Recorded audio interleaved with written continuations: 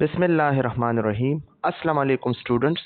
आज हम BSN 7th semester subject introduction to research chapter 2 basic concepts and research. आज हम इस चैप्टर में रिसर्च में जो बेसिक कंसेप्ट होते हैं इसी को हम डिस्कस करने जा रहे हैं। ओके स्टूडेंट्स, ये सरदार अली असिस्टेंट प्रोफेसर INSKMU के स्लाइड्स हैं। ओल्ड स्लाइड है, लेकिन अब ये जो है ये सर जो है टीच करता है ये सब्जेक्ट। तो चलें इस स्लाइड को जो है हम जो है वन बाय वन जो है डिस्कस करते हैं। Okay, basic concepts in research. Research में वो बेसिक कंसेप्ट्स क्या है? इससे पहले जो चैप्टर था इसी में हमने रिसर्च के मुख्तलिफ़ किस्म के डिफिनेशंस, फिर रिसर्च के मुख्तलिफ़ किस्म के टाइप्स थे, फिर इसके क्लासिफिकेशंस थे और मुख्तलिफ़ किस्म के टर्मिनोलॉजीज थे। ओके, जो रिसर्च प्रोसेसेस थे तो वो हम ऑलरेडी जो है डिस्कस कर चुके हैं। आज हम रिसर्च के बारे में जो बेसिक कंसेप्ट्स हैं, रिसर्च के डिफिनेशंस हैं या जो ऑब्जेक्टिव्स हैं, क्वेश्चनेयर्स हैं, हाइपोथेसिस है, ओके, रिसर्च प्रॉब्लम है, रिसर्च पर्पस है, तो रिसर्च एक्सपर्टीज है, इथिकल कंसिडरेशन है, इस पे हम बात करेंगे इस चैप्टर में। ओके स्टूडेंट्स, तो चलिए स्टार्ट करते हैं। Research, what is research? The word research mean to search again. Research का जो वर्ड है इसका क्या मतलब है? सर्च अगेन, फिर से किसी चीज को सर्च करना, फिर से किसी चीज को देखना, री इन्वेस्टिगेट करना, और टू एग्जामाइन केयरफुली। या एक रिसर्च किसी ने की है, एक काम किसी ने की है, मेहनत की है, इसको आपने केयरफुली ख्याल से एग्जामाइन करना है, इसको आपने चेक करना है, वैलिडेट करना है। Okay, more specifically, research is a diligent, systematic inquiry or study that validate and refine existing knowledge। ये रिसर्च हमारे पास जो है एक diligent, systematic inquiry या हमारे पास एक ऐसी स्टडी है जिससे हम जो नॉलेज होता है किसी और ने काम किया है इसको हम वैलिडेट करते हैं या इसको हम रिफाइन करते हैं। इसमें अगर कोई कमी है, खामी है, गलती है, हम इसको निकालते हैं और इसको रिफाइन करते हैं। ओके, तो डिलीजेंट क्या होता है? diligent students हमारे पास having or showing care and conscientiousness in one work or duty। अपने ड्यूटी, अपने काम के साथ जो है मतलब मुखलिस रहना, अपने काम को पूरा करना, बाज़मीर रहना, इसके केयर करना, आपकी जो ड्यूटी है या आपका जो वर्क है। तो रिसर्च भी हमारे पास एक डिलीजेंट है, ये आपका टास्क है, आपने रिसर्च करनी है, आपने बाज़मीर रहना है, आपने केयर करना है। ओके, अपनी ड्यूटी, अपने वर्क, अपनी रिसर्च के साथ। तो ये है डिलीजेंट। ओके, डिलीजेंट क्या होता है? जब बंदा मेहनत करता है। Okay, systematic inquiry, systematic mean follow a structured methodology. Research में हम एक स्ट्रक्चर मेथोडोलॉजी को फॉलो करते हैं, क्लियर ऑब्जेक्टिव्स लिखते हैं, स्टेप बाय स्टेप प्रोसेस करते हैं, स्टैंडर्डाइज्ड प्रोसेस हो। रिप्लिकेबिलिटी होता है। रिप्लिकेबिलिटी क्या होता है? Ability to repeat the study और प्रोसेस। आपकी जो स्टडी है या प्रोसेस है इसको रिपीट करना, वो एबिलिटी जब आप एक स्टडी या प्रोसेस को रिपीट करते हैं बार बार, तो ये रिप्लिकेबिलिटी होता है। तो ये मुख्तलिफ किस्म के स्टेप्स हैं सिस्टमिक इंक्वायरी में। और इंक्वायरी को पता है आप लोगों को, सीक टू आंसर क्वेश्चन और सॉल्व प्रॉब्लम, प्रॉब्लम को सॉल्व करना या एक क्वेश्चन है इसका आंसर जो है तलाश करना, ये होता है इंक्वायरी। तो सिस्टमिक इंक्वायरी क्या होता है? आपने एक स्ट्रक्चर फॉर्मेट जो है फॉलो करनी है और इसी के मुताबिक आपने मुख्तलिफ किस्म के क्वेश्चन को आंसर देने हैं और मुख्तलिफ किस्म के प्रॉब्लम्स को आपने सॉल्व करनी है। Okay, through step by step या structured methodology. Study that validates, और ऐसे स्टडी है रिसर्च हमारे पास जो वैलिडेट करता है। वैलिडेट क्या होता है? जो वैलिडेशन होता है, डबल चेक करता है आप डेटा को या किसी और रिसर्च को। एंड रिफाइन एग्जिस्टिंग नॉलेज, जो आपके पास जो है एग्जिस्टिंग नॉलेज है, ऑलरेडी किसी ने काम किया है तो आपने इसको रिफाइन करना है, इसको आपने मुख्तलिफ डायमेंशन से देखना है कि कोई गलती है, कोई कमी है, कोई चीज जो है इसने रिकमेंड किया है, ये चीज जो है इसने छोड़ा है, तो आ जाइए आप इस पे काम करें। तो ये है रिफाइन करना। Number second definition, research is defined as the creation of new knowledge. इसमें हम क्या करते हैं? न्यू नॉलेज भी क्रिएट करते हैं। तो ये इसमें हम क्या करते हैं, क्रिएशन ऑफ न्यू नॉलेज, इसमें हम न्यू नॉलेज भी क्रिएट करते हैं। अगर हम जाते हैं कम्युनिटी में, हम डेटा कलेक्ट करते हैं, इंटरव्यू करते हैं, रिकॉर्डिंग करते हैं, लोगों के साथ मिलते हैं, तो ज़रूरी बात है न्यू नॉलेज हम क्रिएट कर सकते हैं। एंड और the use of existing knowledge in a new and creative way. और एक और बात, जो एग्जिस्टिंग नॉलेज है, किसी और ने मेहनत किया है, काम किया है, तो इसको हम न्यू और क्रिएटिव वे में हम इसको क्या कर सकते हैं, यूज कर सकते हैं। As to generate new concept, और इसके जरिए हम न्यू कंसेप्ट भी जनरेट कर सकते हैं। Methodologies and understanding, new methodologies भी हम जो है जनरेट कर सकते हैं, और अंडरस्टैंडिंग भी हम जो है कर सकते हैं और जनरेट कर सकते हैं। Okay students, number third, research is an organised. Research हमारे पास एक ऑर्गेनाइज्ड है। ऑर्गेनाइज्ड मीन क्या मतलब, organise a structured approach. Okay, इसमें एक स्ट्रक्चर्ड अप्रोच होता है। Systematic, systematic mean follow a structure methodology, जिस तरह जो क्लियर ऑब्जेक्टिव्स है, स्टेप बाय स्टेप प्रोसेसेस है, स्टैंडर्डाइज्ड प्रोसेसेस है, रिप्लिकेबिलिटी है। ओके, जो ऑलरेडी हम डिस्कस कर चुके हैं। Data based, what is mean bye data based, grounded in empirical evidence, वो जिसकी एम्पिरिकल एविडेंस हो। What is mean bye empirical evidence, students ये हम ऑलरेडी डिस्कस कर चुके हैं, लेकिन फिर भी हम आप लोग के साथ शेयर करते हैं बार बार। बेस्ड ऑन सेंसरी एक्सपीरियंसेस और ऑब्जर्वेशन, आपने सेंसरी एक्सपीरियंसेस में, ओके, सेंसरी एक्सपीरियंसेस के बेस पे आपने जो है इसको क्या करना है, लिखना है, बात को लिखना है। ओके, रिसर्च करना है through observations, quantifiable data. Quantifiable data कौन से डाटा होता है, जो मेजर होते हैं, कौन होते हैं, ओके, जिसमें न्यूमेरिकल वैल्यूज हो, जो हम स्टैटिस्टिकल एनालिसिस और मैथमेटिकल कैलकुलेशन के लिए यूज करते हैं, क्वांटिटेटिव रिसर्च के लिए। कैन बी कंफर्म्ड और रिप्लिकेटेड बाय अदर्स, ये आपने कंफर्म किया हो, जो एम्पिरिकल एविडेंस है, ओके, जो आपके पास रिलायबल सोर्स हो, या रिप्लिकेटेड बाय अदर्स, या किसी और ने इस आर्टिकल को या इस डेटा को चेक किया हो, जो जिस पे आपका यकीन हो। ओके, तो ये हमारे पास क्या है, एक एम्पिरिकल एविडेंस है। Empirical evidence mean through observation या सेंसरी एक्सपीरियंसेस।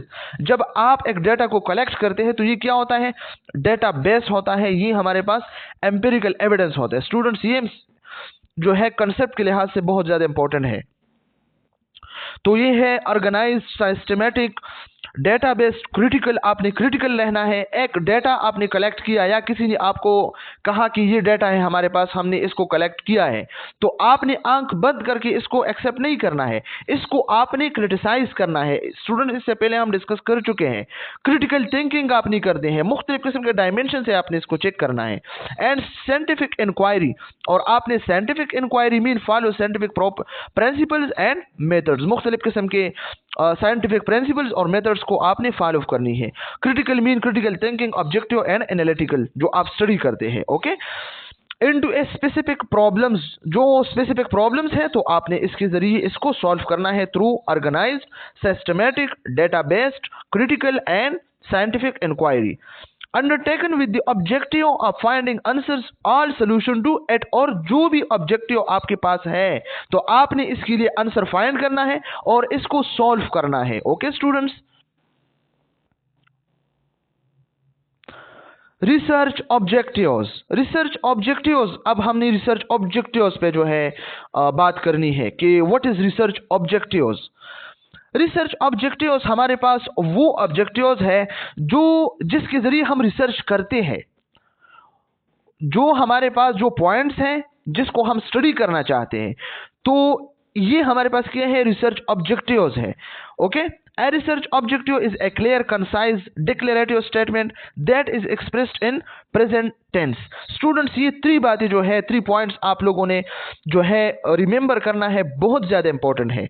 कल आप जब रिसर्च के लिए ऑब्जेक्टिव्स बनाते हैं तो आपने इसी के बेस पे जो है आपने बनानी है। ओके, अदरवाइज आपके जो ऑब्जेक्टिव्स हैं वो रिजेक्ट होगी, वो एक्सेप्ट नहीं होगी अगर इसके मुताबिक नहीं है। Okay, a research objective is a clear, research के जो ऑब्जेक्टिव्स हैं वो क्लियर होना चाहिए।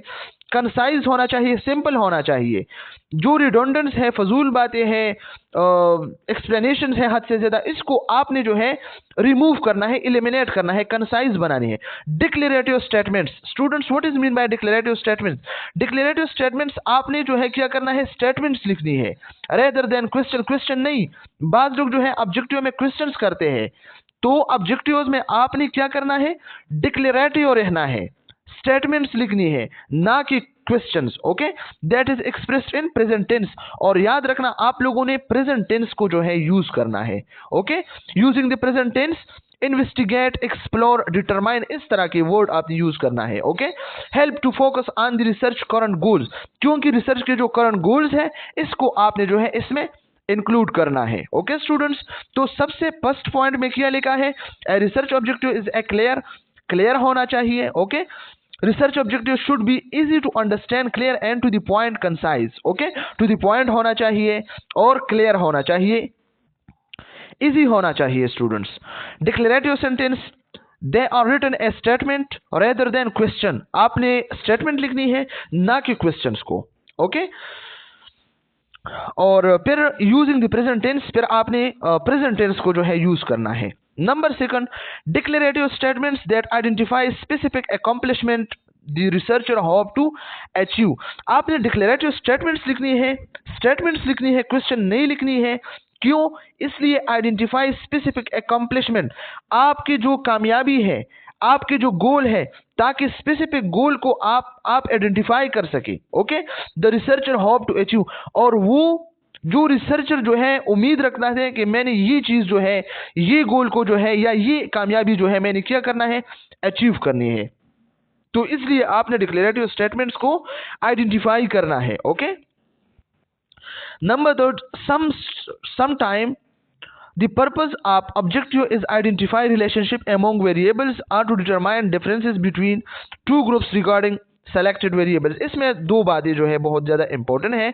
नंबर फर्स्ट, इसमें क्या होता है, सम टाइम जो है पर्पस ऑब्जेक्टिव क्या होता है, ये रिलेशनशिप अमोंग वेरिएबल्स, वेरिएबल्स के बीच में जो रिलेशनशिप है इसको आइडेंटिफाई करते हैं। Okay, identify relationship among variables, तो इसमें क्या होता है, रिसर्च ऑब्जेक्टिव्स में क्या होते हैं, to investigate the relationship between physical activity level and stress reduction in college student। जो कॉलेज स्टूडेंट है तो आपने इन्वेस्टिगेट करना है कि जो फिजिकल एक्टिविटी लेवल है, ओके, इसका रिलेशनशिप है स्ट्रेस रिडक्शन में। तो जरूर अगर कोई एक्सरसाइज करता है, एक्सरसाइज एक्टिविटीज करते हैं, तो इसके स्ट्रेस लेवल कम होते हैं, जो नहीं करते इसके ज्यादा होते हैं। तो ये क्या होता है, आइडेंटिफाई रिलेशनशिप अमोंग वेरिएबल्स। तो इस वेरिएबल के बीच में आपने क्या देखा, रिलेशनशिप देखा। Okay, this objective aim to explore how physical activity one variable affect stress reduction another variable. इसमें आपने देखा कि एक वेरिएबल दूसरे वेरिएबल कैसा जो है अफेक्ट करता है। नंबर सेकंड बात, to determine difference between two groups regarding selected variables. इसमें टू ग्रुप्स के जो सेलेक्टेड वेरिएबल्स हैं इसी को डिटरमाइन करना है, डिफरेंस को। ओके, तो determine difference between two groups regarding selected variables, इसके रिसर्च ऑब्जेक्टिव क्या है, सेकंड पार्ट की इसके, तो ये भी आप नोट करें। To compare the average blood pressure level between smokers and non smokers in a sample of adults. Adults है हमारे पास, एडल्ट से मैंने सैंपल लिया है और फिर मैं जो है जो स्मोकर्स है और नॉन स्मोकर है इसके बिटवीन मैंने जो है ब्लड प्रेशर जो है एवरेज जो है कंपेयर करना है। तो ये हमारे पास क्या है, टू ग्रुप्स है। ओके, और इससे मैंने सेलेक्टेड वेरिएबल लिया है और इसके डिफरेंस जो है मैं डिटरमाइन करता हूं। ओके, तो ये हमारे पास क्या है, ये हमारे पास 3 ऑब्जेक्टिव्स है। ये 3 ऑब्जेक्टिव्स आप लोगों ने जो है क्या करनी है, इसको रिमेंबर करना है। Okay,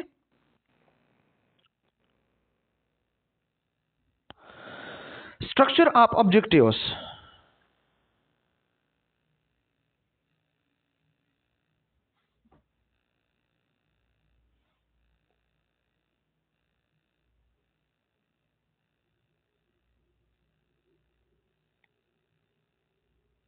sorry students, structure of objectives. तो अब हम ऑब्जेक्टिव के जो स्ट्रक्चर है वो हम देखते हैं कि ये क्या होता है। The objectives of this study is are to. इस स्टडी के जो ऑब्जेक्टिव्स हैं वो किया होते हैं, ठीक है। तो इसको हमने जो है स्टडी करनी है।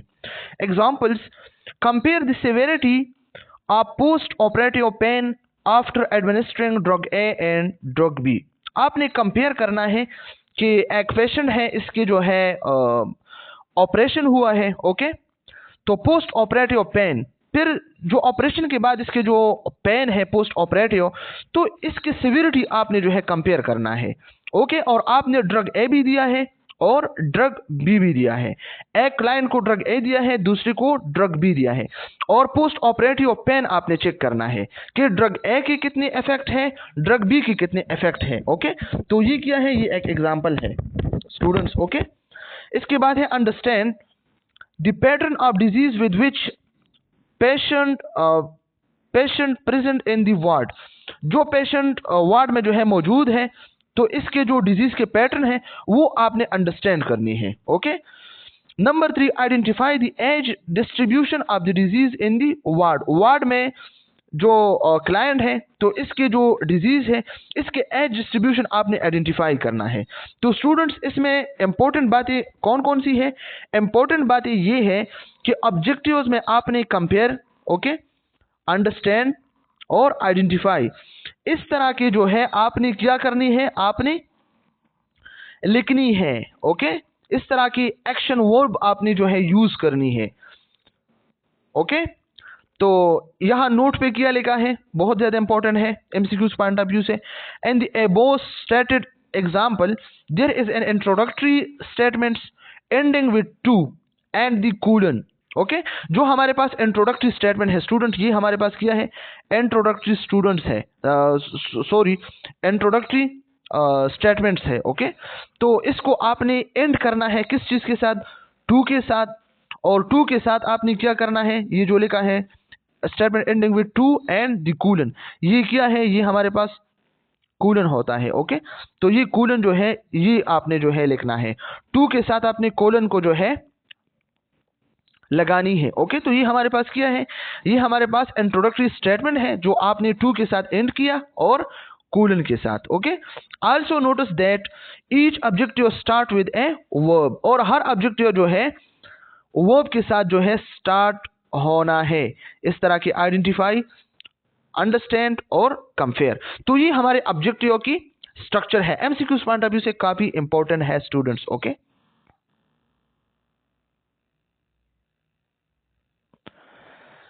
इसके बाद है objective should be effective. Objectives जो है वो कैसे होना चाहिए स्टूडेंट्स? तो बहुत ज्यादा इंपॉर्टेंट है, ओके। ये हमारे पास बहुत ज्यादा इंपॉर्टेंट है, इसको सिंपल, ओके, सिंपल स्मार्ट, ये एमसीक्यूज पॉइंट ऑफ व्यू से याद रखिए, स्मार्ट से, ओके। इस MART, तो इस mean simple, M mean meaningful, A mean accountable, R mean relevant and time bound या टाइमली, ओके। तो इसको हम वन बाय वन जो है डिस्कस करते हैं।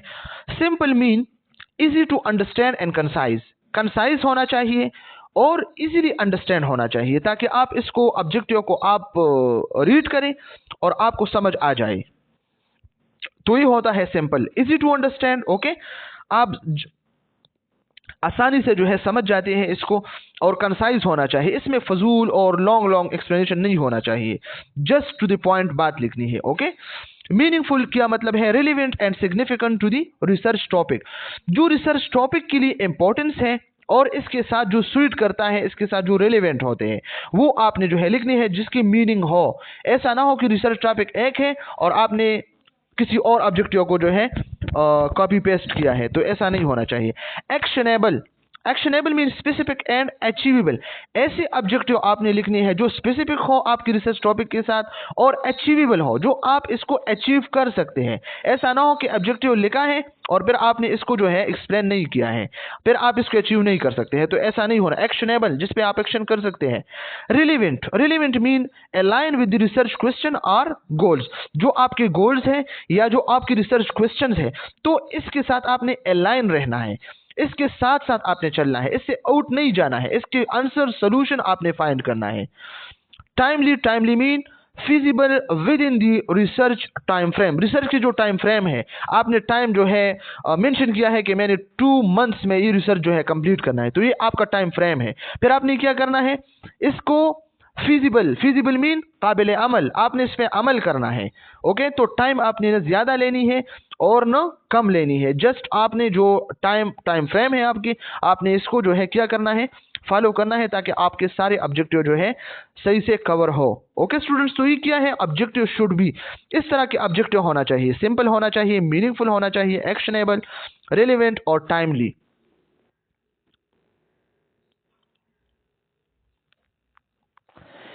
इसके बाद है research questions.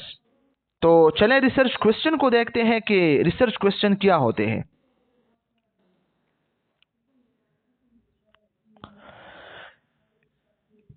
Interrogative statements that focus on what variables or concepts are to be described and what relationship might exist among them. आपने interrogative statement जो है यूज करनी है। What is mean by interrogative statements? वो statement जिसमें sign of interrogation हो, जिसमें आप क्वेश्चन पूछ सकते हैं, जिसमें आप क्वेश्चन पूछते हैं, तो ये interrogative statement होते हैं। ओके, interrogative statement किस चीज पे फोकस करता है, variables or concept are to be described and what relationship might exist among them।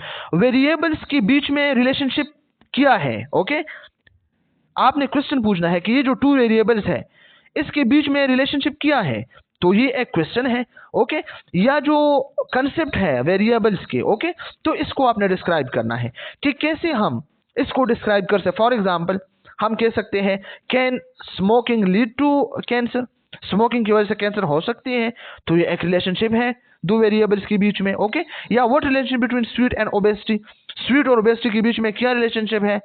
तो इस तरह के क्वेश्चन हमारे पास है रिसर्च क्वेश्चंस में। ओके, तो इंट्रोगेटिव स्टेटमेंट आप लोगों ने क्या करने हैं, यूज करनी है। Okay, can smoking lead to cancer, smoking cancer को लीड कर सकती है, तो जी हाँ, इस पे रिसर्च हुई है। ओके, और ये जो स्मोकिंग है, सिगरेट स्मोकिंग है, मुख्तलिफ किस्म की स्मोकिंग है, तो ये लंग कैंसर को जो है काज कर सकता है। Okay, what is the relationship between sweet and obesity, और इसका भी आपस में रिलेशनशिप है। ओके, स्वीट जो होते हैं वो हमारे जो एपेटाइट जो सिस्टम है, इसी को जो है क्या करते हैं, इसको एक्टिव बनाता है। तो फिर हम जो है खाना ज़्यादा खाते हैं स्वीट्स के साथ साथ, और हमारा बॉडी जो है, और स्वीट वैसे भी ग्लूकोज है ना, तो कार्बोहाइड्रेट है, तो फिर इसके साथ जो है ओबेसिटी लाजमी होता है। ठीक है, तो इस तरह की हमने क्वेश्चनेयर जो है बनानी है। ओके स्टूडेंट्स,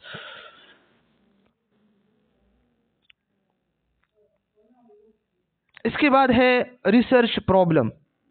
स्टूडेंट्स, ये जो है ये सही से नज़र नहीं आता, तो आप लोगों ने क्या करना है, आप लोगों ने जो है ये स्लाइड में आप लोगों के साथ शेयर करता हूँ, आपने लेक्चर जो है स्टार्ट करनी है, और इसके साथ साथ आपने दूसरे मोबाइल में या आपने लैपटॉप में जो है स्लाइड को ओपन करना है, या अगर आप लोगों ने प्रिंट किया है, ओके, तो आप लोग इसको देख सकते हैं। Students, research problem, research problem क्या होता है, a situation in need of a solution और इम्प्रूवमेंट, एक ऐसा सिचुएशन, ओके, जिसकी सोल्यूशन और इम्प्रूवमेंट की नीड हो। ओके, एक सिचुएशन है, अच्छा सिचुएशन नहीं है, ठीक नहीं है, तो जरूरी है कि आप इस की जो है सोल्यूशन निकालें या आप इम्प्रूवमेंट करें।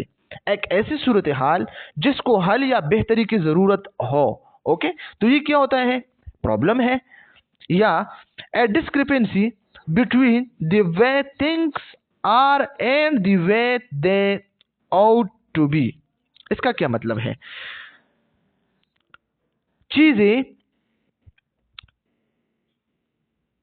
जिस तरह से है, चीजें जिस तरह से है और जिस तरह से इन्हें होना चाहिए, जिस तरह एक चीज पड़ा हुआ है या जिस तरह जो है इसे होना चाहिए। ओके, तो इसके दरमियान फर्क जो है हमने क्या करना है, वाज़ेह करना है।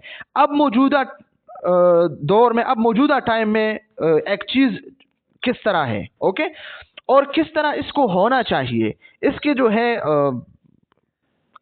ये जो इसका जो टाइम है वो बताता है कि इस टाइम में ये जो सिचुएशन है, इसमें ये चीज़ कैसा है और ये कैसा होना चाहिए। तो ये हमारे पास क्या है, इसको हमने डिफरेंशिएट करना है।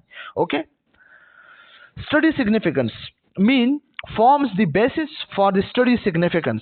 स्टडी सिग्निफिकेंस, स्टडी की जो अहमियत होता है तो वो क्या होता है? Justifying the need for research, जो रिसर्च के लिए नीड होता है, ओके, और इसके लिए जस्टिफिकेशन, जस्टिफिकेशन क्या होता है? जवाब पेश करना, किसी चीज के आपने जवाब पेश करना है, तो ये क्या है? स्टडी इंपॉर्टेंस है। तो रिसर्च प्रॉब्लम ये है। रिसर्च प्रॉब्लम क्या होता है? एक ऐसी सूरत हाल जिसको हल या बेहतरी की जरूरत है, तो ये हमारे पास प्रॉब्लम है, ओके, तो इस पे आपने काम करना है। और एक चीज जिस तरह है, ओके, और जिस तरह इसको होना चाहिए, तो इसके दरमियान हमने फर्क करना है। और स्टडी की अहमियत जो रिसर्च के लिए नीड होता है, ओके, तो वो हमने जस्टिफाई करना है। जस्ट इजी, इसमें कोई मुश्किल तो नहीं है मेरे ख्याल से, ओके।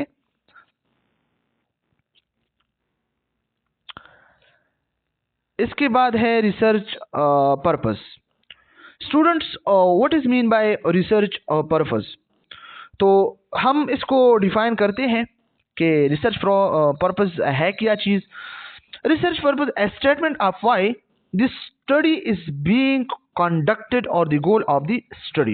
एक ऐसा स्टेटमेंट जिसमें हम क्वेश्चन पूछते हैं, जिसमें हम पूछते हैं कि ये स्टडी हम क्यों कंडक्ट करते हैं, ये स्टडी हम क्यों करते हैं, या इस स्टडी के गोल्स क्या है, तो ये है रिसर्च पर्पस। रिसर्च पर्पस क्या होता है?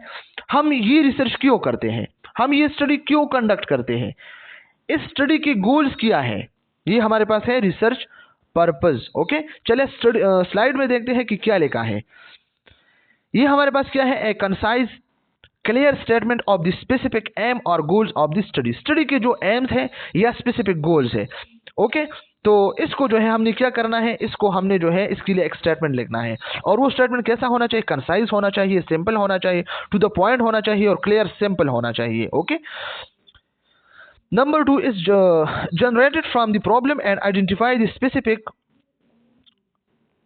goals and the objective of the study। इसका मतलब ये है कि ये जो प्रॉब्लम है, ओके, ये प्रॉब्लम और ये जनरेटेड फ्रॉम द प्रॉब्लम, ये प्रॉब्लम से जनरेट होता है। जिससे पहले हमने प्रॉब्लम स्टेटमेंट को जो है डिस्कस किया कि प्रॉब्लम क्या होता है, तो ये रिसर्च पर्पस हम प्रॉब्लम से जनरेट करते हैं, okay. Generated from the problem MCQs point of view से इंपॉर्टेंट है, ये प्रॉब्लम से हमने जनरेट करना है। और फिर हमने क्या करना है? आइडेंटिफाई द स्पेसिफिक गोल्स, और फिर इस प्रॉब्लम के, ओके, हमने स्पेसिफिक गोल्स बनानी है कि हमने किस तरह इस पे काम करना है और क्या क्या चीज जो है हमने फ्यूचर में अचीव करना है। And the objective of the study, और स्टडी के जो ऑब्जेक्टिव्स है इसको हमने जो है क्या करनी है? बनानी है, okay. Number 3, the purpose always include the variable the population and setting of the study. और जरूरी बात है इसमें वेरिएबल्स भी होना चाहिए, ओके। अगर आप स्टडी करते हैं सिगरेट स्मोकिंग और लंग कैंसर पे, तो इसमें वेरिएबल 2 वेरिएबल्स है ना। पॉपुलेशन, आपने पॉपुलेशन लेनी है, मुख्तलिफ किस्म की पॉपुलेशन भी इसमें हो सकते हैं। And setting of the study, जहां पे आप स्टडी करते हैं और इसके लिए जो जो चीजें जरूरी है तो वो भी इसमें होते हैं, okay. A clear stated research purpose can capture the essence of a study in a single sequence and is essential to direct the remaining step of the research process। इसका क्या मतलब है? ये clearly stated research purpose क्या करता है? ये research purpose हमारे पास इजेंस को कैप्चर करता है। What is इजेंस? इजेंस हमारे पास जो असल होता है, जो रूह होता है, ओके, किस चीज के? स्टडी के। जिस चीज पे आप स्टडी करते हैं तो इसके जो असल होते हैं इसको आपने कैप्चर करना है रिसर्च पर्पस में, कि मैं ये स्टडी क्यों करता हूं, क्या मसला है, इसका रूह क्या है, इसका असल क्या है, इसका जौहर क्या है, ओके। तो इसको सिंगल सेंटेंस में आपने जो है क्या करना है? लिखना है। And is essential to direct the remaining steps of the research process. और फिर इसके बाद आपने पूरे स्टेप्स के साथ इसको जो है डिस्कस करनी है। तो ये है हमारे पास रिसर्च पर्पस, ओके स्टूडेंट्स। इसके बाद है हाइपोथेसिस। स्टूडेंट्स, सबसे पहले हम हाइपोथेसिस को जो है डिस्कस करते हैं कि what is mean bye hypothesis. तो स्टूडेंट्स, हाइपोथेसिस हमारे पास एक एजम्पशन होता है, एक स्टेटमेंट होता है। हम अपने जहन से एक स्टेटमेंट को जो है बनाते हैं कि ये मेरा जहन जो है ये कहता है कि ऐसा होगा या ऐसा हो सकता है, इस वजह से ये काम हो सकता है, ओके। इसकी प्रॉपर एविडेंस नहीं हो। ओके, तो ये क्या होता है स्लाइड में। और फिर इसको हमने क्या करना है, इसके लिए हमने हाइपोथेसिस टेस्टिंग करना है। एक नल हाइपोथेसिस को लेना है, अल्टरनेट को लेना है, जो ऑलरेडी हम बायोस्टैटिस्टिक चैप्टर नंबर 7 हाइपोथेसिस टेस्टिंग में डिस्कस कर चुके हैं।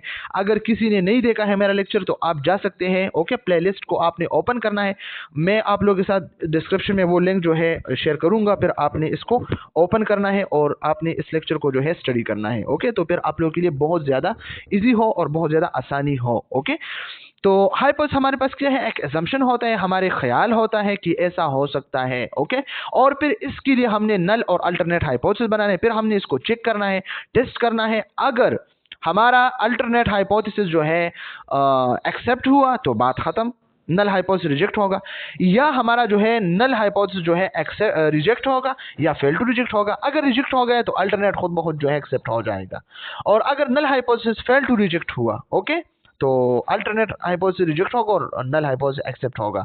तो ये हमारे पास क्या हाइपोथेसिस होता है। ओके, स्लाइड में क्या लिखा है, formal statements of the expected relationship among variable. ये एक फॉर्मल स्टेटमेंट्स होता है। ओके, जो हम एक्सपेक्टेशन रखते हैं कि ये 2 वेरिएबल्स हैं हमारे पास। ओके, और इसकी रिलेशनशिप ऐसा हो सकता है। फॉर एग्जांपल, मैं कहता हूं कि ये जो स्मोकिंग है इससे लंग कैंसर जो है काज होता है। ओके, तो ये मेरा एक हाइपोथेसिस है। ओके, 2 वेरिएबल्स है और इसकी रिलेशनशिप मैंने एक्सपेक्ट किया है और फॉर्मल स्टेटमेंट भी है। तो फिर हमें इसको क्या करना है, इसको चेक करना है कि क्या ये ठीक है या ठीक नहीं है। तो ये हमारे पास क्या है, एक हाइपोथेसिस है। ओके स्टूडेंट्स, ये फिर इसके मुख्तलिफ किस्म के टाइप्स है, associated versus causal, simple versus complex, null versus research जो अल्टरनेट है, या directional versus non directional. Okay, इसमें फिर less, more, increase, decrease, lower and higher, इस कंसेप्ट को मैं समझाता हूँ। चले स्टूडेंट्स, इसके कंसेप्ट हम पहले जो है देखते हैं कि कंसेप्ट क्या है, फिर हम स्लाइड पे जाते हैं और स्लाइड जो है डिस्कस करते हैं। ओके स्टूडेंट्स, सबसे पहले जो है हमारे पास तो एसोसिएटेड और काजुअल। स्टूडेंट, एसोसिएशन क्या होता है, एसोसिएशन, कोरिलेशन, रिलेशनशिप, ये 3 चीजें जो है एक होती है। ओके, 2 वेरिएबल के बीच में रिलेशनशिप कितना है, कैसा है, क्यों है, ये क्या होता है, ये एसोसिएशन होता है। Okay, suggest a relationship between variables, there is a relationship between exercise and weight loss. Weight loss और एक्सरसाइज के बीच में जो रिलेशनशिप है, ओके, 2 वेरिएबल्स है, इसके बीच में रिलेशनशिप, ये एसोसिएशन है। ओके, दूसरा है काजुअल। काजुअल में क्या होता है, एक की इंक्रीज डिक्रीज होने से दूसरा जो है इफेक्ट हो सकता है, तो ये है काज इफेक्ट, ये है casual. Okay, casual relationship. For example मैं बात करूं, अगर साल्ट लेवल ज्यादा करे आप लोग खाने में, फूड में, तो बीपी ज्यादा होता है, तो ये क्या होता है, ये काजुअल रिलेशनशिप है। ओके, इसके बाद है simple versus complex. Simple versus complex मतलब सिंपल इन्वॉल्व्स 2 वेरिएबल्स, सिंपल में 2 वेरिएबल्स इन्वॉल्व होते हैं जैसा कि साल्ट और बीपी। ओके, तो ये क्या है, ये एक सिंपल है। या हम अगर देखें relationship between caffeine consumption and sleep quality, अगर कोई कैफीन कंजम्पशन करता है तो इसकी स्लीप क्वालिटी जो है क्या होगी, कम होगी। ओके, एंड कॉम्प्लेक्स का क्या मतलब है, इन्वॉल्व्स मल्टीपल वेरिएबल्स और इंटरेक्शन, इसमें मल्टीपल वेरिएबल्स होते हैं, 2 से ज्यादा। Okay, for example the relationship between caffeine consumption, sleep quality and stress level. अगर हम कैफीन कंजम्पशन करें ज्यादा तो स्लीप क्वालिटी कम होगी और स्ट्रेस लेवल ज्यादा होगा। तो ये क्या होता है, ये कम्प्लेक्स होता है जिसमें वेरिएबल ज्यादा हो। नल वर्सेस अल्टरनेट हाइपोथेसिस या रिसर्च, तो नल हाइपोथेसिस क्या होता है और अल्टरनेट क्या होता है। Null hypothesis state no significant relationship और डिफरेंस, हम कहते हैं कि इसमें कोई डिफरेंस नहीं है, जो पॉपुलेशन मीन है और जो हाइपोथेसाइज या हाइपोथेसाइज जो है मीन है, इसमें कोई डिफरेंस नहीं है। ओके, तो ये क्या होता है, ये हम इसमें देखते हैं जो ऑलरेडी हम डिस्कस कर चुके हैं। There is no significant difference in outcome between treatment A and treatment B, हम कहते हैं कि ट्रीटमेंट ए और ट्रीटमेंट बी में कोई डिफरेंस नहीं है। ओके, तो ये एमसीक्यूज पॉइंट ऑफ व्यू से याद रखिए। ओके, और रिसर्च में हम क्या कहते हैं, जो अल्टरनेट है, प्रेडिक्ट ए सिग्निफिकेंट रिलेशनशिप और डिफरेंस, हम कहते हैं कि इसमें डिफरेंस है। Treatment A is more effective than treatment B, treatment A जो है ये मोर इफेक्टिव है और ट्रीटमेंट बी से ज्यादा, और वो ज्यादा इफेक्टिव नहीं है। तो ये हमने क्या किया, ये हमने अल्टरनेट हाइपोथेसिस या रिसर्च हाइपोथेसिस को जो है डिस्कस किया। ओके स्टूडेंट, इसको हम डिटेल के साथ डिस्कस करने वाले हैं स्लाइड्स में कि सर ने स्लाइड में क्या लिखा है। ओके, फिर इसके बाद है हमारे पास डायरेक्शनल वर्सेस नॉन डायरेक्शनल। एक डायरेक्शनल होता है जिसके प्रॉपर डायरेक्शनल हो, अपर टेल है या लोअर टेल है, और दूसरा है नॉन डायरेक्शनल, इसका कोई डायरेक्शन मालूम ही नहीं है। ओके, तो इसको डिस्कस करते हैं। Directional specifies the direction of the relationship. ये रिलेशनशिप के डायरेक्शन को जो है शो करता है। Increase exercise lead to decrease weight. अगर एक्सरसाइज ज्यादा एक बंदा ज्यादा एक्सरसाइज करता है तो इसकी क्या होते हैं, वेट डिक्रीज होता है। तो ये क्या होता है, एक डायरेक्शन है। ओके, और नॉन डायरेक्शनल की क्या बात है, does not specify the direction, इसमें डायरेक्शन स्पेसिफाई नहीं होता है। Okay, there is a relationship between exercise and weight. Okay, तो ये क्या होता है, non direction and direction. Okay, तो डायरेक्शनल में क्या होता है, डायरेक्शनल या अपर टेल होगा, ओके, या लोअर टेल होगा। आप कह सकते हैं कि ये लोअर है, लेस है, इंक्रीज है, या लोअर है जो कामा में लिखा हुआ है। ओके, या मोर है, डिक्रीज है, या हाइयर है। तो ये क्या होता है, ये डायरेक्शनल होता है। और नॉन डायरेक्शनल का पता नहीं चलता कि ये अपर है या लोअर है। हम जब इसको टेस्ट करते हैं तो बाद में हमें जो है पता चलता है कि ये अपर है या लोअर है। Okay students,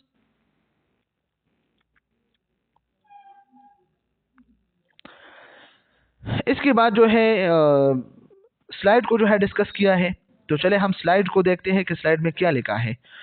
associated versus casual. Associated में लिखा है identify situation between X and Y. एक वेरिएबल एक्स है, दूसरा हमारे पास वाई है, तो इसके बीच में आपने रिलेशनशिप देखना है, सिचुएशन देखना है। ओके, आइडेंटिफाई करना है। It could be between independent and independent. ये टू इंडिपेंडेंट की बिटवीन हो सकते हैं। ओके, हो सकते हैं इंडिपेंडेंट एंड टू इंडिपेंडेंट के बीच में हो सकते हैं। It could be between independent and dependent, ये डिपेंडेंट और इंडिपेंडेंट के बीच में भी हो सकते हैं। For example, what is the difference, what is mean bye independent and dependent variable. Dependent variable वो वेरिएबल है, आगे हम डिस्कस करते हैं इसी चैप्टर में। डिपेंडेंट हमारे पास वो है जो इंडिपेंडेंट पे डिपेंड करता है, जैसा कि बीपी लेवल। ओके, और एक है इंडिपेंडेंट जो किसी पे डिपेंड नहीं करता, जो रिसर्चर के हाथों में होता है।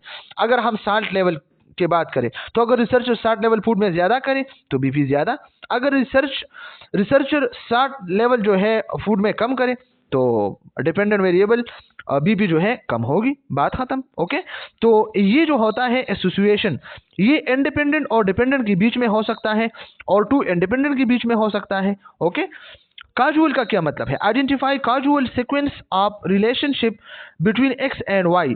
ये एक काजुअल सीक्वेंस होता है, एक के इंक्रीज होने से दूसरा जो है डिक्रीज, एक के डिक्रीज करने से दूसरा जो है इंक्रीज, एक दूसरे पे इफेक्ट होगा। तो ये क्या होता है, casual. Smoking can cause lung cancer, अगर स्मोकिंग है तो वो लंग कैंसर काज कर सकता है।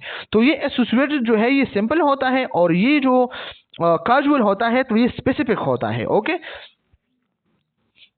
इसके बाद जो है हमारे पास null and research hypothesis. Null hypothesis को स्टैटिस्टिकल हाइपोथेसिस भी कहा जाता है और रिसर्च हाइपोथेसिस को अल्टरनेटिव हाइपोथेसिस भी कहा जाता है। Okay, the statistical hypothesis is sometimes called the null hypothesis, इसको नल हाइपोथेसिस भी कहा जाता है, ऑलरेडी हम डिस्कस कर चुके हैं। It is the hypothesis that is tested, ये वो हाइपोथेसिस है जो हम टेस्ट करते हैं। ओके, इस पे हमने डिटेल के साथ बात की है स्टूडेंट्स, नल हाइपोथेसिस और अल्टरनेट हाइपोथेसिस टेस्टिंग चैप्टर में, चैप्टर नंबर 6 में। ओके, हम कैसे इसको टेस्ट करते हैं, इसके लिए हमने जो कैलकुलेटेड वैल्यू थे और टेबुलेटेड वैल्यू हमने निकाल दी थी। तो अगर नल हाइपोथेसिस एक्सेप्टेंस रीजन में आता तो हम इसको फेल टू रिजेक्ट करते, अगर ये क्रिटिकल रीजन या जो रिजेक्शन रीजन है इसमें आता तो हमने इसको रिजेक्ट करना था। याद है आप लोगों को? अगर याद नहीं है तो मैं डिस्क्रिप्शन में लिंक जो है कॉपी करता हूँ, आप लोग पेस्ट करता हूँ, तो आपने क्या करना है, इसको ओपन करना है और इसी लेक्चर को जो है आपने देखना है। ओके स्टूडेंट्स, तो ये होता है हमारे पास null hypothesis. Okay, the null hypothesis is a term that statistician often use to indicate the statistical hypothesis testing. ये वो हाइपोथेसिस है जिसको हम टेस्ट करते हैं रिजेक्शन रीजन में और एक्सेप्टेंस रीजन में। Okay, the purpose of most statistical test, और इसका जो पर्पस है तो ज्यादा स्टेटिस्टिकल टेस्ट के लिए हम यूज करते हैं, is to determine if the obtain result provide a reason to reject the hypothesis that they are merely a product of changing chance factors. तो क्या करते हैं, इसकी रिजेक्ट, जब ये हाइपोथेसिस हम रिजेक्ट करते हैं तो अल्टरनेट हम एक्सेप्ट करते हैं, ओके। और जब इसको हम फेल टू रिजेक्ट करते हैं तो फिर अल्टरनेट हम क्या करते हैं, ऑलरेडी रिजेक्ट होता है। तो इसके बेस पे हमने क्या करना है, merely a product of chance factor, okay. तो इसके जरिए हमने एक रिसर्च को, एक हाइपोथेसिस को एक्सेप्ट करना है या इसको रिजेक्ट करना है। अगर नल हाइपोथेसिस रिजेक्शन रीजन में आया तो हम इसको रिजेक्ट करें, अगर एक्सेप्टेंस रीजन में आया तो फेल टू रिजेक्ट करें, ओके। तो नल हाइपोथेसिस एक्सेप्ट करने से हमारा रिसर्च एक्सेप्ट होगा, हमारा जो हाइपोथेसिस है वो एक्सेप्ट होगा, और नल हाइपोथेसिस रिजेक्ट करने से हमारा जो हाइपोथेसिस है वो रिजेक्ट होगा और इसके जो अल्टरनेट हाइपोथेसिस है वो एक्सेप्ट होगा, ओके स्टूडेंट्स। इसमें कुछ नहीं है, बहुत इजी है, आप लोग खुद भी जो है रीड कर सकते हैं, ओके। इसके बाद है एक एग्जांपल दिया है नल हाइपोथेसिस के, there is no difference between men and women in knowledge about HIV transmission route, sexual needle sharing और काजुअल, ओके। तो इसमें क्या कहा है, मेन एंड वुमेन दोनों के HIV ट्रांसमिशन की जो रूट है इसके बारे में जो नॉलेज है, ओके, इसमें कोई डिफरेंस नहीं है, ये नल हाइपोथेसिस है, ओके। सेक्सुअल है या नीडल शेयरिंग के थ्रू जो होता है, जो हाइजीन में होता है, या casual, this type of hypothesis is null, ये नल हाइपोथेसिस है, आपको पता है नल है ना, एसोसिएटिव है, ओके, एसोसिएशन है ना दोनों में, और सिंपल है क्योंकि टू वेरिएबल्स है, एंड नॉन डायरेक्शनल है। नॉन डायरेक्शनल क्या होता है, इसमें कोई डिफरेंस नहीं है, अगर डिफरेंस होता तो फिर डायरेक्शनल होता, तो इसमें कोई डिफरेंस नहीं है, आपको पता नहीं है कि ये अपर टेल है या लोअर टेल है, तो ये क्या है, non directional. MCQs point of view से काफी इंपॉर्टेंट है student, this type of hypothesis null, associative, simple, non directional. Simple क्यों है, टू वेरिएबल्स है ना, और एसोसिएटिव क्यों है, एसोसिएशन रिलेशनशिप है बीच में, नॉन डायरेक्शनल क्यों है, इसमें no difference between men and women and knowledge about HIV transmission route, sexual needle sharing, casual, okay. और नल इसलिए है कि इसमें कोई डिफरेंस नहीं है, ओके स्टूडेंट्स। इसके बाद है रिसर्च हाइपोथेसिस, जिसको हम अल्टरनेट हाइपोथेसिस भी कहते हैं, ओके। तो इसमें क्या लिखा है, research hypothesis is the alternate hypothesis, ये अल्टरनेट हाइपोथेसिस है, ये रिसर्च हाइपोथेसिस है। एग्जांपल, ये HA और H1 से जो है रिप्रेजेंट होता है मेन एंड वुमेन, ये बिल्कुल इसके उलट है, अपोजिट है। Men and women will differ with respect to reported frequency and type of behavior that could lead to transmission of HIV। इसमें ये कहते हैं कि मेन एंड वुमेन के जो नॉलेज है इसमें डिफरेंस है, इससे पहले नल में किया था, नहीं है, इसमें है। टू रिपोर्ट फ्रीक्वेंसी, ताकि फ्रीक्वेंसी रिपोर्ट करे, एंड टाइप ऑफ बिहेवियर, वो कौन से बिहेवियर के किस्म है, वो कौन से बिहेवियर है जो HIV के ट्रांसमिशन को जो है क्या कर सकते हैं, इसको इंक्रीज कर सकते हैं, तो इसमें डिफरेंस है। तो ये क्या है, अल्टरनेट है, इसके अल्टरनेटिव वे है। This hypothesis is the research, ये रिसर्च हाइपोथेसिस है, आप रिसर्च करते हैं ना। एसोसिएटिव है क्योंकि इसमें रिलेशनशिप है दोनों में, कॉम्प्लेक्स है, ओके, इसमें ज्यादा जो है फैक्टर है, बिहेवियर भी है, फ्रीक्वेंसी भी है, ओके, और ट्रांसमिशन ऑफ HIV भी है, मैन वुमेन भी है, ओके। तो ये कॉम्प्लेक्स है, एंड नॉन डायरेक्शनल, ये भी नॉन डायरेक्शनल है, आपको पता नहीं है कि अपर है या लोअर है, इंक्रीज है या डिक्रीज है। Explanation, no non directional, because ये नॉन डायरेक्शनल क्यों है, इसलिए है there is no indication of how men and women will differ and associative, because इसमें ये शो नहीं हुआ है, ओके, कि मैन और वुमेन जो है, मैन और वुमेन जो है ये क्यों जो है एक दूसरे जो है मुख्तलिफ है, या इसके जो है एसोसिएशन डिफरेंट है, okay. A relationship is stated that no indication of cause and effect, और इसमें कॉज और इफेक्ट के कोई क्लियर इंडिकेशन नहीं है, तो इसलिए ये नॉन डायरेक्शनल है। आप लोगों को तो पता है ये काफ़ी जो है इजी है, इसमें कोई मुश्किल नहीं है, एमसीक्यूज पॉइंट ऑफ व्यू से बहुत ज़्यादा इंपॉर्टेंट है स्टूडेंट्स। इसके बाद है characteristic of good hypothesis statements, okay. Characteristic of a good hypothesis statement of casual relationships, the hypothesis is compromised of 3 classes, इसकी 3 क्लासेस हैं, हर क्लासेस के हमने क्या करने हैं, एक एग्जांपल आप लोगों के साथ शेयर करनी है ताकि आप लोगों को कोई मसला ना हो, okay. Number first, class first, state this sample and the first position of the independent variable। independent variable के आपने फर्स्ट पोजीशन और इसके जो सैंपल है वो आपने स्टेट करनी है। ओके, तो चले इसको हम जरा जो है इलाबोरेट करते हैं कि इसका क्या मतलब है। एग्जाम्पल इसका हम देते हैं, among college students who exercise regularly, वो कॉलेज स्टूडेंट जो एक्सरसाइज रेगुलरली करता है। This class specifies the sample, college students ये हमारे पास सैंपल है। Okay, and the first position of the independent variable, तो first position of independent variable क्या होता है, एक्सरसाइज रेगुलरली, जो रेगुलरली एक्सरसाइज करता है। तो एक्सरसाइज तो इंडिपेंडेंट वेरिएबल है ना, और इसमें हम क्या कहते हैं, states the sample and the first position of the independent. इसमें हम सैंपल को स्टेट करते हैं और first position of independent. Okay, तो सैंपल क्या होता है, कॉलेज स्टूडेंट्स है इस एग्जांपल में जो हमने दिया, और फर्स्ट पोजीशन क्या होता है इंडिपेंडेंट की वेरिएबल की, रेगुलर एक्सरसाइज है। ओके, तो ये हमारे पास क्या है, class first.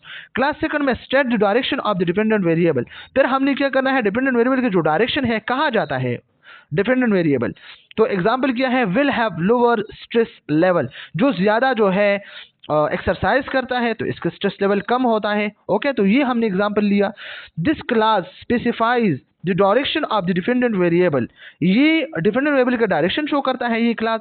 Stress level, okay, stress level हमारे पास क्या है, डिपेंडेंट वेरिएबल है ना, जो एक्सरसाइज करते हैं, एक्सरसाइज इंडिपेंडेंट वेरिएबल है फर्स्ट पोजीशन। ओके, तो ये जो है एक्सरसाइज इस पे इफेक्ट करता है। ओके, इसको चेंज करता है। तो डिपेंडेंट वेरिएबल क्या होता है, स्ट्रेस लेवल होता है। ओके, तो स्ट्रेस लेवल का डायरेक्शन क्या है, अगर एक्सरसाइज ज्यादा करता है तो स्ट्रेस लेवल कम होता है, तो ये इसका जो डायरेक्शन है वो लोअर है। ओके, क्लस्टर 3 देखिए, state the other position of the independent variable, फिर इंडिपेंडेंट वेरिएबल के अदर पोजीशन आपने देखने हैं। ओके, तो इसके लिए हम एग्जांपल क्या दे, compare to those who don't exercise regularly, वो जो एक्सरसाइज रेगुलरली नहीं करते हैं। This class specifies the other position of the independent variables not exercising regularly provide a comparison group। Okay, तो इसमें हम other position of independent variable जो है देखते हैं। स्टूडेंट्स बहुत इजी है, कोई मुश्किल नहीं है इसमें। ओके, क्लास 1 में क्या होता है, हम सैंपल और first position of independent variable को जो है स्टेट करते हैं। तो हमने एग्जांपल क्या लिया, हमने एग्जांपल ये लिया कि कॉलेज स्टूडेंट्स है हमारे पास, इसमें जो है स्टूडेंट जो है एक्सरसाइज रेगुलरली करते हैं, तो जो एक्सरसाइज रेगुलरली करते हैं तो इसके जो स्ट्रेस लेवल है वो कम होता है। ओके, तो ये हमने जो है एग्जांपल लिया। तो इस एग्जांपल में हमारे पास सैंपल क्या है, कॉलेज स्टूडेंट है, first position of independent variable क्या है, हमारे पास एक्सरसाइज रेगुलरली एक्सरसाइज है। ओके, और direction of the dependent variable क्या है, डिपेंडेंट वेरिएबल इसमें क्या होता है, अगर एक्सरसाइज करते हैं स्टूडेंट्स तो इसके जो है क्या होगा, स्ट्रेस लेवल कम होता है, तो स्ट्रेस लेवल क्या डिपेंड करता है ना, तो ये डिपेंडेंट वेरिएबल है। ओके, और इसका डायरेक्शन क्या है, डिक्रीज होता है। State the other position of the independent variable, तो इंडिपेंडेंट वेरिएबल के अदर पोजीशन क्या होते हैं, और लोगों के साथ हमने इसको कंपेयर करना है और स्टूडेंट के साथ। ओके, इसके बाद है हमारे पास variables. What is variable students, variable हमारे पास एक है कांस्टेंट, एक है variable.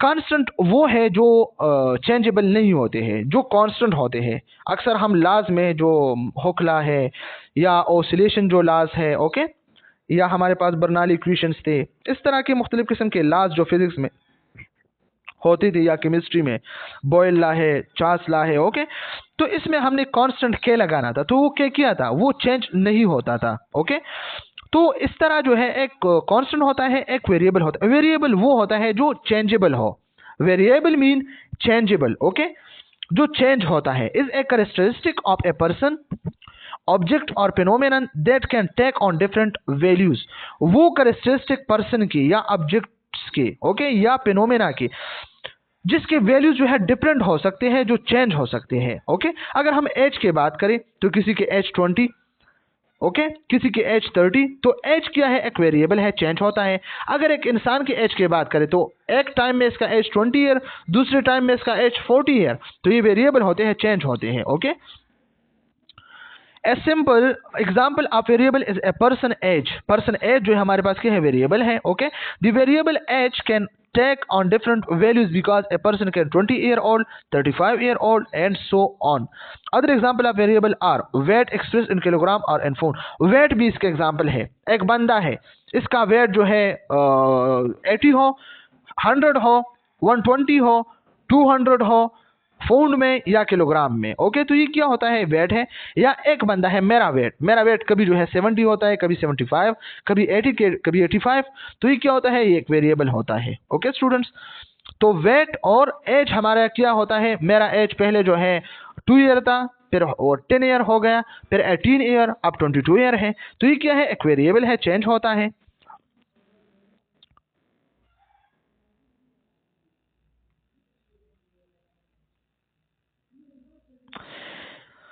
Qualities, students, qualities, properties are characteristic of person, things or situations that are manipulated or measured. Person, इंसान की वो characteristic, वो properties, वो qualities, ओके, या person की, या चीज़ों की, या situations की, ओके, जो हम मैयर कर सकते हैं। तो ये क्या होता है, ये वेरिएबल होता है। ओके, क्या मतलब, जो क्वालिटीज होते हैं एक थिंग की या एक पर्सन की, या इसके प्रॉपर्टीज होते हैं। क्वालिटीज क्या, अच्छा है या अच्छा नहीं है। तो एक टाइम में एक बंदा अच्छा भी हो सकता है, दूसरे टाइम में इसका बिहेवियर मतलब चेंज हो सकता है। तो ये बिहेवियर, ये क्वालिटी भी चेंज होते हैं। कभी बंदा जो है ज़्यादा स्टडी करता है, काबिल होता है, कभी वो ज़्यादा स्टडी नहीं करता है, वो मार्क्स कम लेते हैं। तो ये क्या होता है, एक वेरिएबल होता है। इंसान की प्रॉपर्टीज़, ये मेरे खसूसियत है, तो मेरे खसूसियात चेंज होते हैं। ओके, या ऑब्जेक्ट्स की या सिचुएशन की, कभी सिचुएशन एक जैसा, कभी दूसरी जैसा, एक चीज़ कभी एक जैसा होता है, कभी दूसरी जैसा होता है। तो ये क्या होता है, इसको हम मेयर करते हैं, ये वेरिएबल होता है। फिर इसके मुख्तलिफ किस्म के टाइप्स है हमारे पास। ओके, तो इसके जो टाइप्स है इसी को हम डिस्कस करते हैं, बहुत ज़्यादा इंपॉर्टेंट है स्टूडेंट्स। ओके, एक हमारे पास होता है इंडिपेंडेंट वेरिएबल। इंडिपेंडेंट वेरिएबल वो वेरिएबल होता है जो किसी चीज़ पे डिपेंड नहीं करता है। इंडिपेंडेंट वेरिएबल मैनिपुलेटेड और कंट्रोल बाय द रिसर्चर, ये रिसर्चर जो है कंट्रोल करता है। Okay, expected to influence the dependent variable, और ये डिपेंडेंट वेरिएबल को जो है क्या करता है, मुतासिर करता है। Okay, example, exercise frequently, dosages of medication. अगर आप ज़्यादा डोजेज मेडिकेशन के दें तो क्लाइंट पे इफेक्ट होगा। अगर ज़्यादा एक्सरसाइज आप कर ले तो क्लाइंट जो है इंसान है, इस पे इफेक्ट होगा। ओके, तो ये एग्जांपल है। डिपेंडेंट वेरिएबल क्या होता है, जो इंडिपेंडेंट पे डिपेंड करता है। मेजर और observe in response to the independent variable, ये जो है रिस्पॉन्स देता है, मेजर्ड होता है इंडिपेंडेंट के, इंडिपेंडेंट पे। ओके, आउटकम और effect being studies, example weight loss, symptom reduction. अगर आप डोसेज ऑफ मेडिसिन ज़्यादा करें, ज़्यादा मेडिकेशन दें, तो सिम्टम रिडक्शन होगा, सिम्टम कम होता है। ओके, अगर आप एक्सरसाइज ज़्यादा करें तो वेट लॉस हो जाएगा। तो ये क्या होता है, ये डिपेंडेंट होता है और independent.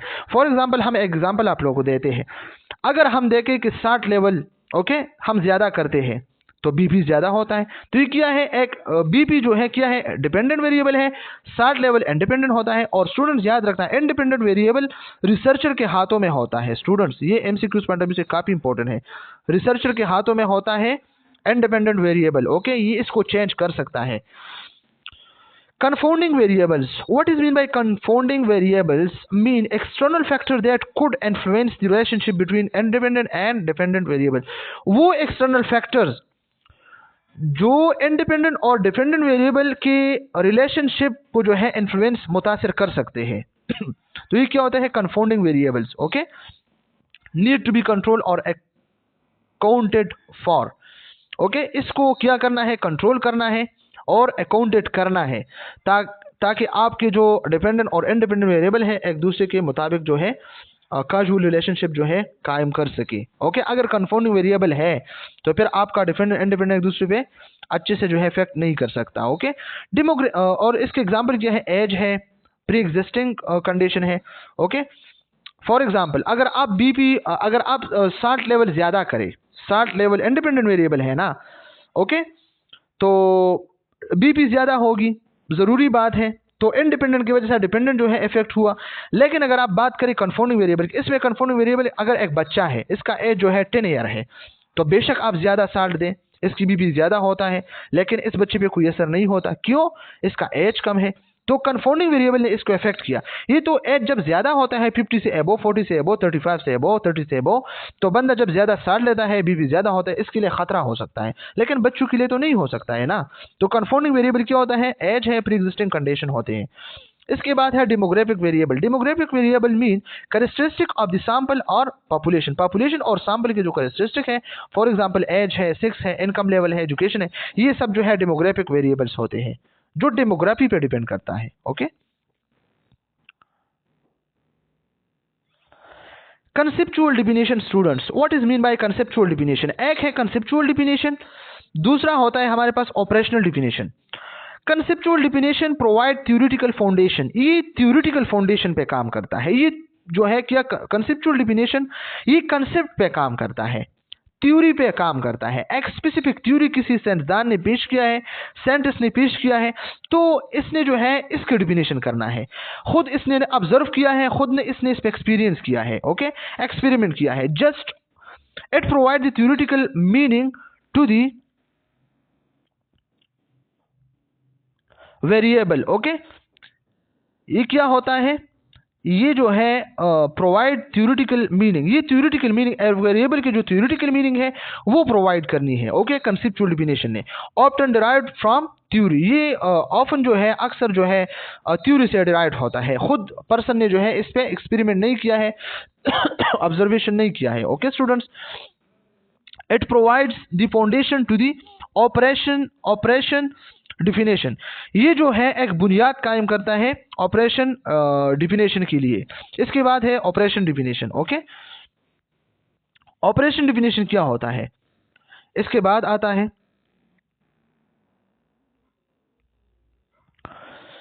Operation definition students, how to measure variable concretely, हम कैसे वेरिएबल को जो है कंक्रीटली इसको जो है डिफाइन कर सकते हैं। ओके, इसको हम कैसे मेजर कर सकते हैं? तो ये ऑपरेशनल डिफिनेशन नाम से जाहिर है। एक है कंसेप्चुअल, तो कंसेप्चुअल कंसेप्ट पे काम करता है, थ्योरी के बेस पे काम करता है। आपने खुद ने इसको ऑब्जर्व किया है, न खुद आपने इसको जो है एक्सपेरिमेंट किया है। ओके, और ये जो ऑपरेशनल है इसमें आपने ऑपरेशन करने हैं, इसमें आपने क्या करना है, इसको आपने जो है कॉन्क्रीटली जो है स्टडी करना है। और जो कंसेप्चुअल है वो एब्स्ट्रैक्ट है। एब्स्ट्रैक्ट क्या होता है? जस्ट थिंकिंग, आपने सोचना है, ओके, कि हमने किस तरह डिफाइन करना है। और ये जो ऑपरेशन है ये एब्स्ट्रैक्ट है, ये क्या है? कंक्रीट है। आपने अपने हाथों से इसको एक्सपेरिमेंट करना है, ऑब्जर्व करना है। ओके, इसमें मुख्तलिफ किस्म के प्रोसीजर्स होते हैं, प्रोग्रेशन होते हैं। ओके, स्लाइड में क्या लिखा है students? It derive from set of procedure and progressive acts.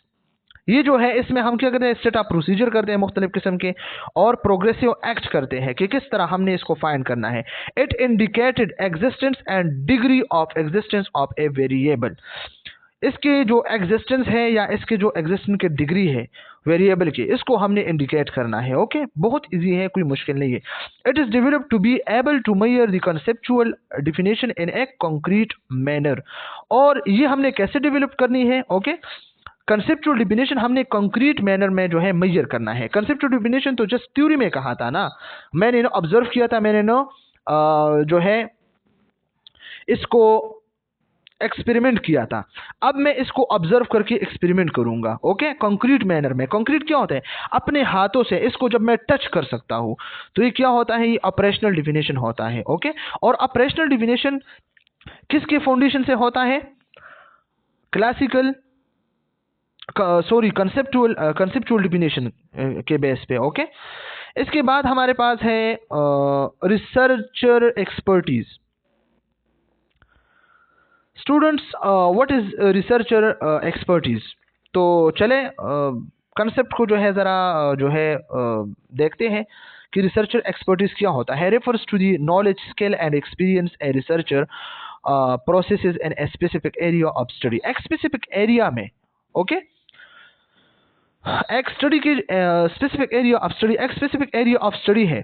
Okay, तो रिसर्चर की जो एक्सपीरियंस हुआ है उस स्पेसिफिक एरिया ऑफ स्टडी में, ओके, इसके स्किल, इसके नॉलेज, ओके, वो हमने जो है देखनी है। Okay, the knowledge, skill and experience. Okay, knowledge, skills और एक्सपीरियंस एक रिसर्चर के, ओके, जो इसके जो एक स्पेसिफिक एरिया ऑफ स्टडी में होता है, एक स्पेसिफिक एरिया ऑफ स्टडी है, और एक रिसर्चर का इसमें जो है क्या है? एक्सपर्टीज है।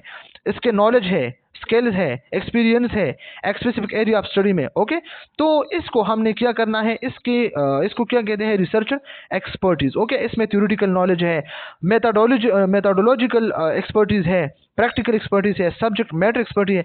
मतलब एक बंदा जिस काम में जो है एक्सपर्ट होता है, ओके, रिसर्च में या मुख्तलिफ किस्म की चीज़ में, तो ये क्या है, रिसर्चर एक्सपर्टीज होते हैं। ओके, तो अगर हम स्लाइड को जो है रीड करें तो स्लाइड में क्या लिखा है, the research problem and purpose study need to be within the area of expertise of the research।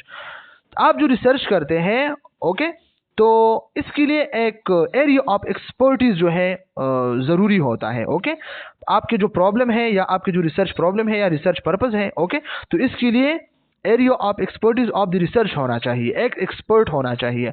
Money commitment, इसमें मनी भी जो है ज़्यादा लगेगी। ओके, मनी जो है ज़्यादा लगेगी ना। अवेलेबिलिटी ऑफ सब्जेक्ट की अवेलेबिलिटी होना चाहिए कि कौन सी सब्जेक्ट है, फैसिलिटेटर की ज़रूरत होगी, ओके, होगा, और इक्विपमेंट्स की ज़रूरत होता है। ओके, मुख्तलिफ़ किस्म के इक्विपमेंट ज़रूरी है इंटरव्यू के लिए, स्पीसीज सॉफ्टवेयर और मुख्तलिफ़ किस्म के जो है लैपटॉप्स, और आपने जाना है। ओके, तो पैसे भी आपने लगानी है, फैसिलिटेटर भी आपके साथ होना चाहिए, आपके ऑब्जेक्टिव्स भी होना चाहिए, इक्विपमेंट भी ज़रूरी है। Researcher need to have adequate subject facilitate and equipment to implement their study, ताकि वो अच्छे से स्टडी इम्प्लीमेंट कर सके। In published studies one has to mention the sample size and setting in the method section of research report. Okay, तो ये भी easy है, कोई मुश्किल इसमें नहीं है। इसके बाद है इथिकल कंसिडरेशन, बहुत ज़्यादा इंपॉर्टेंट है, हद से ज़्यादा, लेकिन स्टूडेंट्स इस पर एक अलग चैप्टर है, इसमें हम इसके ऑल एस्पेक्ट्स को जो है हम डिस्कस करते हैं। इथिकल कंसिडरेशन ये है कि आपने रिसर्च करना है, लेकिन आपने लोगों का ख्याल रखना है। ऐसा नहीं है कि एक चीज़ पे आप रिसर्च करते हैं और आप इसको इतना क्रिटिसाइज कर सके, इतना क्रिटिसाइज करें कि आप इसके जो है आप कपड़े इसके उतारे, तो ऐसा नहीं है। आपने इथिकल और इथिक्स के जो है आपने ख्याल रखनी है। Okay, the purpose selected for investigation must be ethical. आप जो इन्वेस्टिगेशन करते हैं, ओके, पर्पस के लिए, तो आपने क्या करना है, इथिकल मैनर में करनी है। Okay, which means that the subject right, आपको जो सब्जेक्ट है वो राइट होना चाहिए। The right of other, okay, अपने जो है सब्जेक्ट के जो राइट है वो होना चाहिए, और लोगों के जो राइट्स हुकूक है इसके ख्याल रखना चाहिए। सिटिंग आर प्रोटेक्टेड, ओके, ताकि लोग प्रोटेक्टेड हो। तो ये बर्न्स एंड ग्रूव 1997 ने जो है ये जो है लिखा है। तो स्टूडेंट्स, इसके साथ साथ हमारा जो चैप्टर था, चैप्टर नंबर 2, ओके, नाम था बेसिक कंसेप्ट्स एंड रिसर्च, तो ये भी अल्हम्दुलिल्लाह कंप्लीट हो गया। इंशाल्लाह इसके बाद हम चैप्टर 3 जो है डिस्कस करेंगे। ओके स्टूडेंट्स, तो इस लेक्चर को देखें, रीड करें, और इसको जो है पॉइंट्स अपने पास जो है नोट करें। Okay students, thank you so much, खुदा हाफिज़।